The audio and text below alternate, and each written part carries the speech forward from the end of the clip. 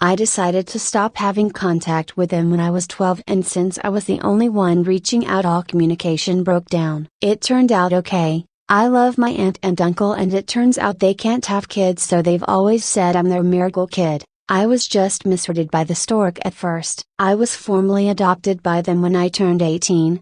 I wish it had been earlier, but there were some red tape things that would have made that really expensive and difficult. I'm 21 now. My sister passed away between Thanksgiving and Christmas, and I made a trip back from school for the funeral, but I stayed in the back and left before my bio parents could talk to me. They called my uncle to try to talk to me, but I said I didn't want to, so he told them that I wasn't available at the moment. They finally caught up to me over Christmas when I went to midnight mass with my gran, and approached me and tried to give me a hug. I did recognize them, but I pretended not to and just backed off and said, "Sorry, do I know you?" They said, "We're your parents."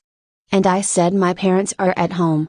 And went and sat down with my gran. They sat behind us and I could just feel the stare, and on the way out they were like, "You really don't recognize us?" And I said, "Oh, are you my dad's brother? I think I remember you from when I was little." My gran thinks they deserved it, trying to come back to me like nothing happened, but they wrote me a long letter about how hurt they are and how I should understand that they were trying to do the right thing and how they'll always be my parents and I can't change that. Other family members think I was too harsh as they're grieving, but I don't think they should get a pass just because they remembered me now that my sister is gone.